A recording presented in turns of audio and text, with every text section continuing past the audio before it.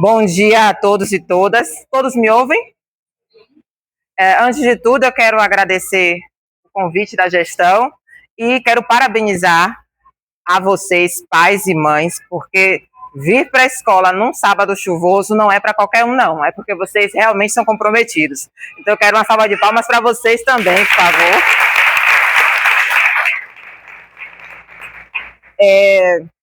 Eu me chamo Daniela Santos, sou formada em pedagogia e sou especialista em atendimento educacional especializado e em neuropsicopedagogia. Hoje eu quero falar com vocês, bater um papo, falar sobre inclusão. E eu acho que todo mundo aqui em algum momento já passou por alguma situação de exclusão. Quem aqui já se sentiu excluído em algum momento da vida? Levante a mão, por favor. Quase todo mundo, né? Ser negro, ser pobre, ser mulher, a gente acaba passando até pela religião. São vários os fatores, né? Exatamente, a cor da pele, perfeitamente. Tatuagens também, verdade. Verdade. Então eu vou falar com vocês, vou explicar. A gente já conhece vários termos, mas é bom a gente poder entender exatamente de onde eles vêm. O termo inclusão, por exemplo. Inclusão, ele vem do latim, significa inclusio, e é derivado do verbo includere, que significa in, que é dentro. Claudere, caixa, dentro, é fechado. Então, inclusão significa estar dentro. E a exclusão significa ex, fora. É o estar fora. Com o passar do tempo, esse termo estar dentro, estar fora, foi sendo modificado. Então, inclusão, que seria estar dentro, passou a ser ligado a pertencimento, a fazer parte. Então, hoje a gente usa esse termo com esse sentido. A mesma coisa, o termo exclusão. É quando alguém não se sente pertencente, tem seus direitos negligenciados. Outro termo também interessante para a gente trabalhar hoje seria o termo integração. A gente ouve falar tanto de inclusão, mas será que a gente tem feito e vivenciado a inclusão de fato? Né? É muito complicado. Então, às vezes a gente faz a integração. Eu me perdi aqui nas minhas páginas, viu? Mas eu acho que é esse aqui. O que a gente faz é a integração. O que é integração, Daniela? É você colocar alguém no espaço, mas deixar que ela se vire. Não dar o suporte para ela. Ela que tem que se adequar. E quanto à inclusão, é diferente. A inclusão, ela precisa de toda uma estrutura. Não é a pessoa que tem que se adequar. É a estrutura também que tem que se adequar à diferença.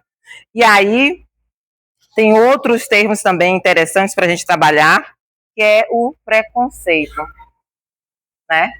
Eu vou falar rapidinho, mas o preconceito, ele é basicamente o quê? É você ter uma noção, uma ideia pré-concebida de algo ou de alguma coisa.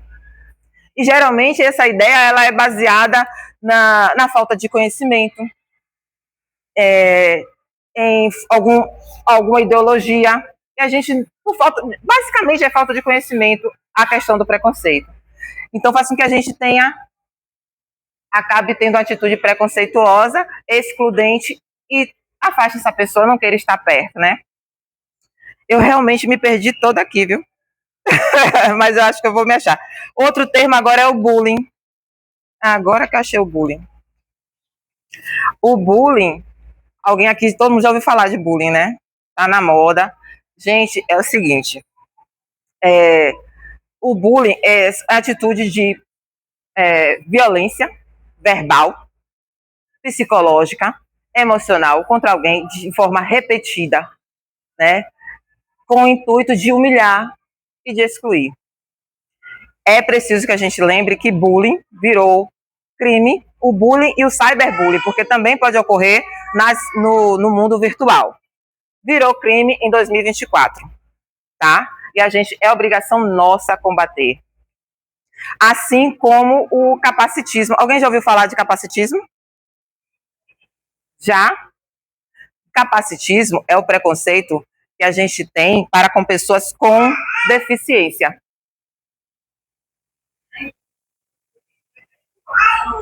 O termo capacitismo. Capacitismo é o preconceito que a gente tem para com pessoas com deficiência. E também é crime. A partir da LBI, Lei Brasileira de Inclusão, em 2015, passou a ser crime com pena de reclusão e tudo, tá, gente? O que seria um crime de capacitismo? Proibir a pessoa de transitar, de participar de alguma coisa, por exemplo, no ambiente escolar. Se a escola disser que o menino não pode participar da educação física, isso é um crime. A pessoa com deficiência, ela não pode ser privada do seu direito de ir e vir ou de participar de qualquer atividade.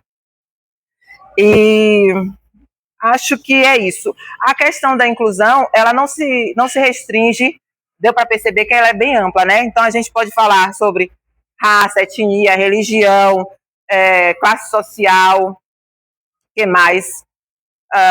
A questão da deficiência, é um espectro bem amplo. E a gente precisa, enquanto família, cuidar disso nas nossas casas, para que na sociedade nossos filhos não venham a reproduzir atitudes como essa que a gente não acha legal, né? Acho que ninguém gosta nem de viver, nem de saber que seu filho está praticando. Eu vou contar com vocês uma história, eu vou dividir com vocês uma passagem da minha vida que me marcou muito, que foi com meu filho. Ele tem esqueci de dizer, eu sou mãe atípica, eu tenho um casal de gêmeos, hoje estão com 15 anos de idade, e eles são TEA e TDAH, autistas e TDAH. E o menino, ele já estava quase se habituando na rede municipal. Meus filhos estudam até hoje na rede pública, hoje estão no IFBA, mas eles estudam a vida toda, rede municipal, rede estadual. E na rede estadual, gente, acreditem, a coisa é pior, tá? Então, eles, quando foram para a rede estadual, ele já tinha passado a pandemia, então ele voltou, deu uma regredida, voltou a usar abafador. Ele ficou assustado com o tamanho da escola, a quantidade de pessoas, então eu voltei a ficar na escola com eles. Como mãe atípica, eu tive um tempo que eu parei de trabalhar para cuidar, me dedicar aos meus filhos. E voltei a ficar com ele, ele voltou a chorar, voltou a se desregular. Só que ele tinha uma paixão, né, por pet. Ele ama bicho. Ele já tentou ter caranguejo, minhoca, é sério isso, eu sofro, viu? Ele já tentou ter caranguejo, minhoca, aranha, tudo como pet. Formiga, ele quer tudo, ele ama bicho. E ama criança. E aí ele porque queria cachorro, né? Quando ele pequeno, até foi mordido por cachorro. E na escola já grande, tinha um cachorro que ficava na área externa da escola. E ele ficava tentando brincar com esse cachorro. E um colega de sala, inclusive, o chamou de maluco. Eu havia saído para ir tomar um café, porque mãe, né, arruma os filhos, alimenta os filhos e esquece de si. Aí depois eu vou tomar um café, ele está na sala, quando eu voltei, estava o caos formado. Os meninos maiores, quando eu fui entrando, não, tia, não está certo, não está certo. A expressão deles é, o pivete vacilou, não está certo o que ele fez, eu sem entender. E aí, quando eu fui entrando, nesse dia, primeiro que não tinha vice-gestão na escola, só existia a diretora. E nesse dia, nem a diretora, nem a coordenadora estavam na escola. E meu filho, ele só tinha os funcionários. E aí, quando eu entrei, ele estava choroso, que a reação dele, quando foi chamado de maluco, foi chorar. A irmã, também chorando, sendo acolhida pelas colegas. E o menino, quando eu entrei, o menino já veio chorando, choroso também, o menino que tinha chamado ele de maluco, veio até mim me pedir perdão. O que eu soube que aconteceu foi o seguinte: o menino, quando falou isso, que minha filha chorou, que o meu filho chorou, as amigas dela foram para cima do menino para bater. A professora chamou atenção, a funcionária chamou atenção, os meninos maiores brigaram com ele, chamaram atenção. Então eu recebi um menino com o olhinho apavorado. Ele tinha machucado os meus filhos? Tinha. Ele tinha me ferido por tabela? Tinha. Mas eu estava diante de uma criança assustada e que provavelmente não foi educada em casa. não foi orientada a não produzir preconceitos. Então, eu fiz uma escolha muito difícil naquele momento, que foi a de acolher aquela criança. Eu botei minha dor no bolso. Eu sempre me emociono quando eu conto essa história. Eu tive que colocar minha dor no bolso para fazer o que eu acredito, que é educar com respeito e educar com amor. Naquele momento, eu só pude dizer para aquela criança que eu perdoava sim e que ele só não fizesse mais aquilo porque ele percebeu a dor que ele causou. Ai, gente, eu me emociono mesmo. Então, eu olhei nos olhos de minha filha e minha filha estava indignada com a mãe.